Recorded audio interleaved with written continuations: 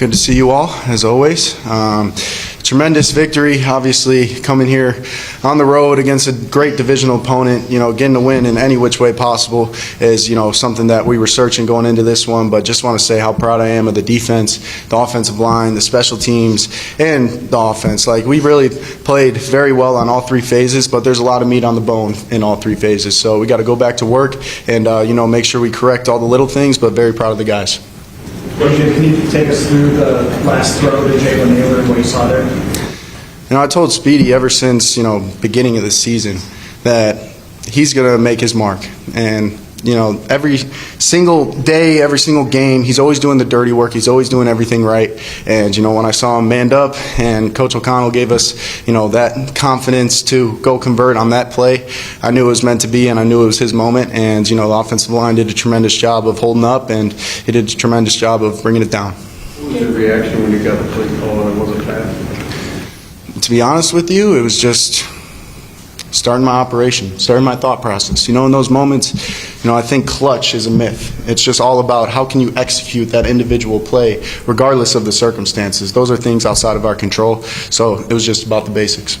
What did it mean to you to be back here in Michigan and playing and this being the game that you came back from your injury and all the rest of that? It meant a lot. I love this state. I've shed a lot of blood and tears in this state, and there's so many relationships that I built over the 3 years that I was at Michigan, and seeing some of those faces and making those, connecting interactions is, really special. And, I'm just tremendously grateful for Michigan faithful and tremendously grateful for all the Vikings fans back at home, because I know they were cheering for us. I know they were believing in us, and it means the absolute world to us. And we're going to give it our all every single week for you guys back home.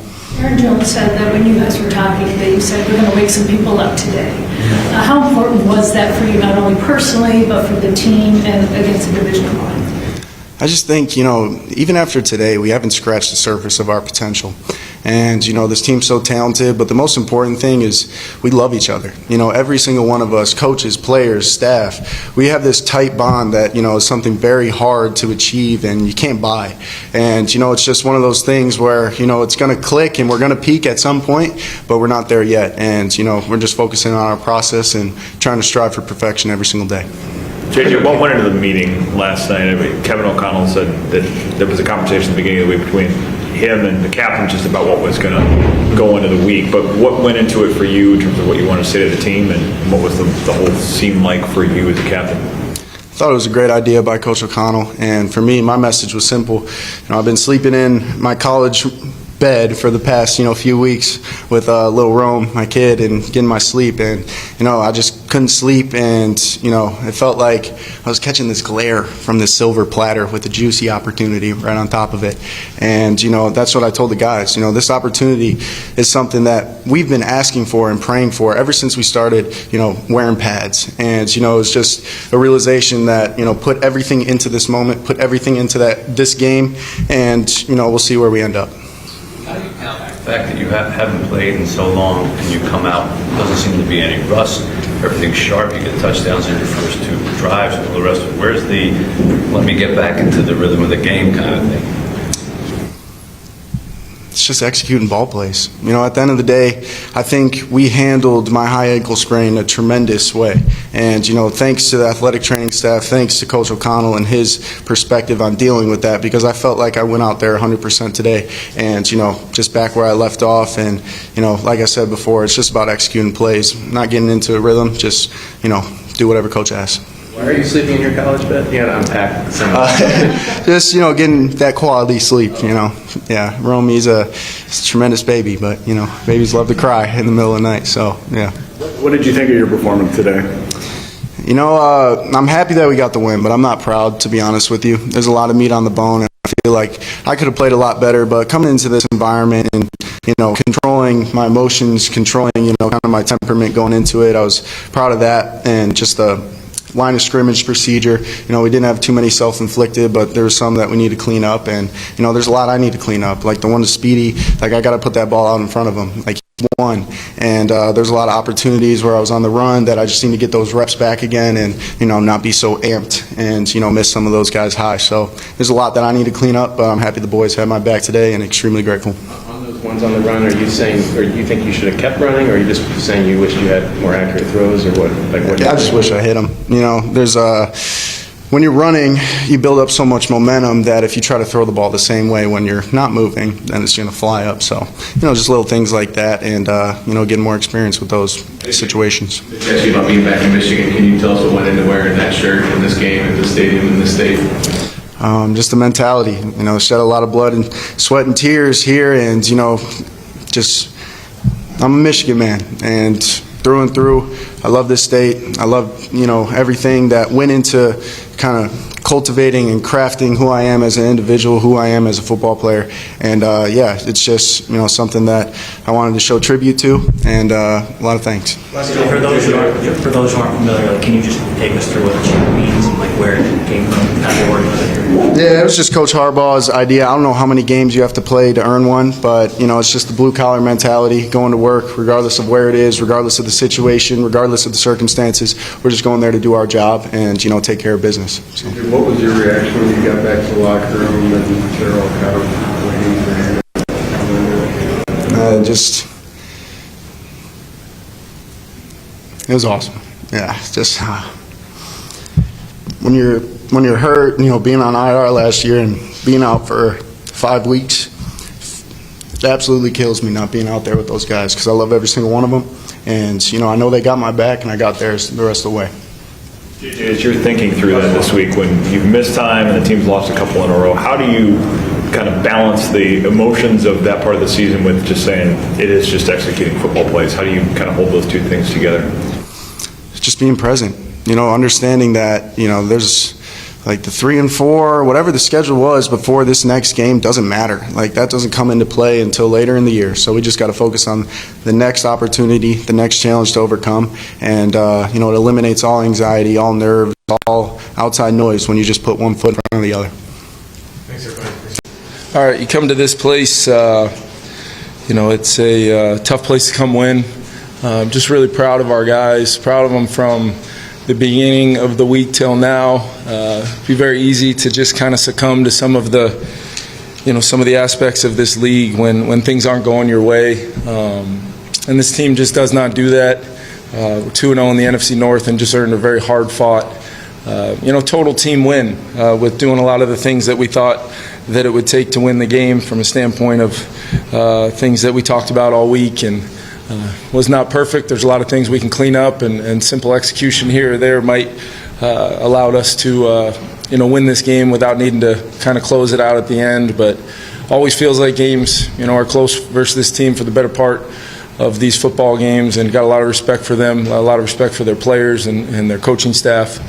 So we know that it's going to be a 60-minute battle, and we were able to make a play there at the end to you know, not give them the ball back one last time. But a lot of guys I could highlight individually, but really just the nature of this team win, the nature of blocking a field goal to essentially win the turnover battle on the day, winning the rushing battle against a very physical team on both sides of the ball.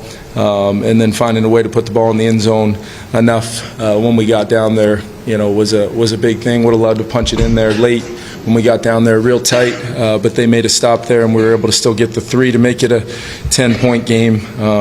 Aaron Jones came out of the game there, you know, evaluated for, I believe, a shoulder and a toe. We'll see where he's at.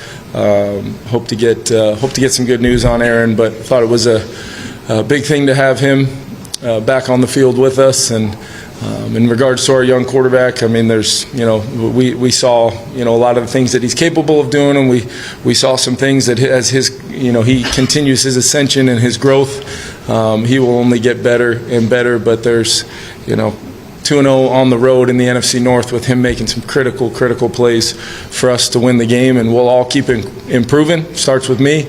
We got to go right back to work and host a really good team next week at US Bank Stadium. But really proud of our team. Can't say enough about them, the leadership, our captains, the vibe of the team under difficult circumstances to come on the road and get a win.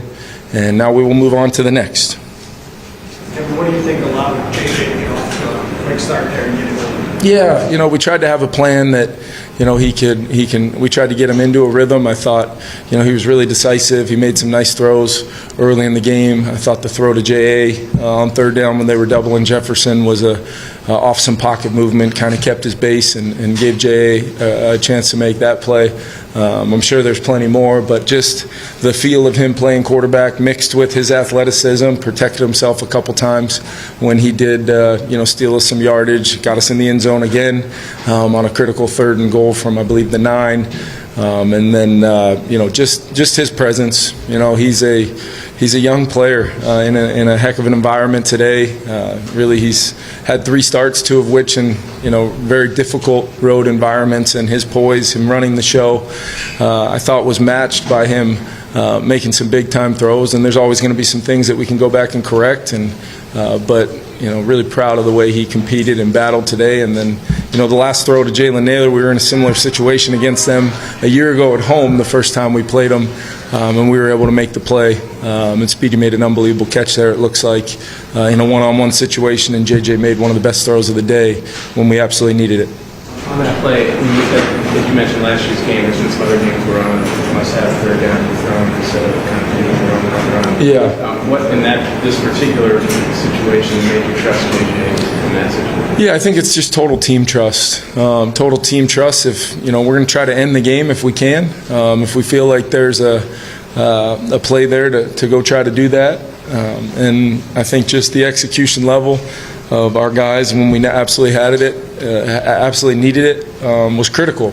And my confidence level, regardless of the circumstances of the season, I boil it down to one opportunity, and that game is 60 minutes. And I tell our guys all the time, from the first play to the last, we just need to have the competitive stamina to continue to hold up and do the things required to beat good football teams. And this is certainly one of them here in Detroit. And we know we'll see him again at our place late in the year. Attacking single coverage the way he did, what led to his decisiveness to get to those spots and see the opportunities, a couple of tight throws there?